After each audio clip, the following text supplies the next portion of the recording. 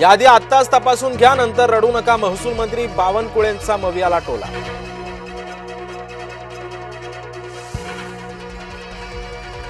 मविया आज निवडणूक आयोगावरती धडकणार. दुपारी 12:30 वाजता मविया शिष्टमंडळ निवडणूक आयोगाकडे रवाना होणार.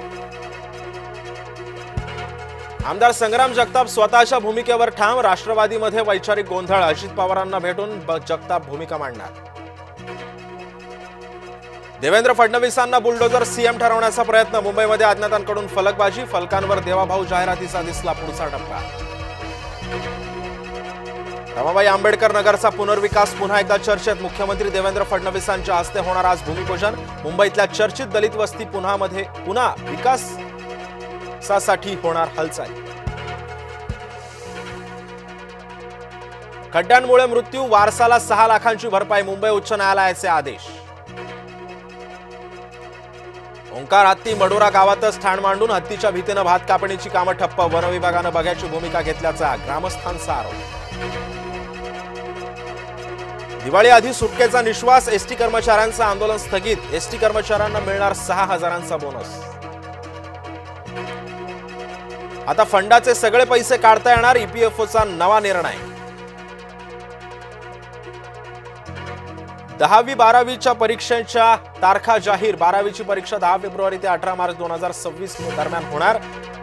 10वीची परीक्षा 20 फेब्रुवारी ते 18 मार्च दरम्यान होणार.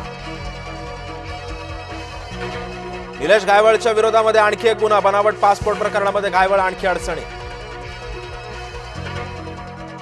निविदेशिवाय इमारतीचा पुनर्विकास शक्य. उच्च न्यायालयाचा निर्वाळा.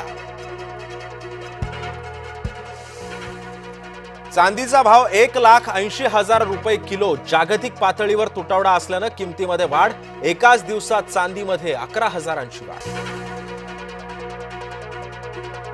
भंडारा जिल्ह्यामध्ये औषध दुकानांची तपासणी. 3 औषध दुकानांवरती कारवाई. डॉक्टरांच्या चिठ्ठीशिवाय औषधं दिल्यानं कारवाई. आमची मनसेसोबत कोणतीही युती नाही. मनसेला मवियामध्ये घेण्याबद्दल कोणतीही चर्चा सुद्धा नाही. महाराष्ट्र काँग्रेस प्रभारी रमेश चेन्नीथला यांची माहिती. पुण्यामध्ये पोस्टरवरून मनसे अभाविपामध्ये वादाची ठिणगी. अभाविपाच्या शाखेला टाळं ठोकण्याचा मनसेचा प्रयत्न. मनसे कार्यकर्त्यांवर गुन्हा दाखल. जिल्हा परिषद सदस्य पदांचं आरक्षण जाहीर. नवीन आरक्षणामुळे अनेक ठिकाणी इच्छुकांचा हिरमोड. महिला आरक्षणानं अनेक इच्छुकांच्या स्वप्नांवर मात.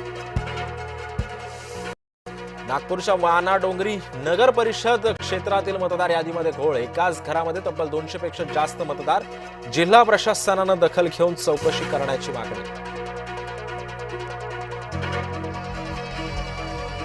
कोल्हापूरकरांचा प्रशासनाविरोधात रोष. रस्त्यांवरील खड्ड्यांचा केला वाढदिवस साजरा. कोल्हापूरचं नवं नाव झालं खड्डेपूर.